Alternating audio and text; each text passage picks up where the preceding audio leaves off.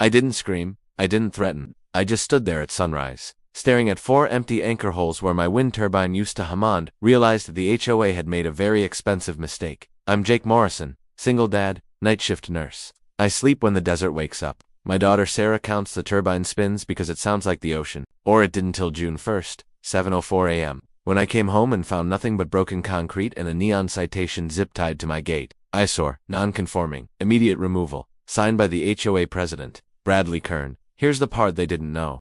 That turbine wasn't about aesthetics. It fed a battery array approved years before their villas. Existed batteries registered with the utility under a demand response contract. The kind hospitals use, the kind utilities pay for, and the kind that comes with leverage. They thought they could find me into silence. $2,500 upfront, $500 a day after. 10 days to jackhammer my own foundation. I read it twice. Then went inside and opened my uncle's old filing cabinet. Deeds, permits, contracts, and one yellowed packet labeled grid services. That's when I smiled. By noon, I sent certified notices, not threats documentation, proof of lawful equipment, proof of trespass, proof that removing my turbine violated state property law. Then I forwarded one more thing to the utility, evidence that my registered backup resource had been forcibly disabled. Utilities don't argue, they act. Day 7.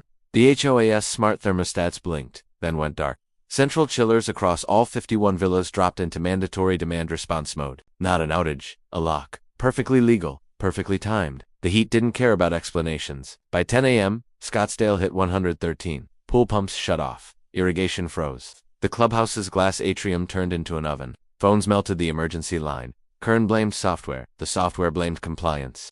At noon, paramedics arrived for an elderly resident. By 1, families were packing cars. By 2, the board discovered Kern had ordered the removal without a vote illegal under Arizona statute. At 3, they were at my gate. 37 homeowners, 1 lawyer. Very quiet. I handed them a contract. Rebuild the turbine, pay damages. Fund a 5-year easement for grid services. Quarterly inspections my approval required. Certified check only. They signed. At 3:47 p.m., the chillers unlocked. Air flowed again. The desert exhaled. 2 weeks later, Kern was charged with criminal trespass and destruction of property. Sarah and I still live in our little cabin. The turbine spins at dusk now, steady and calm.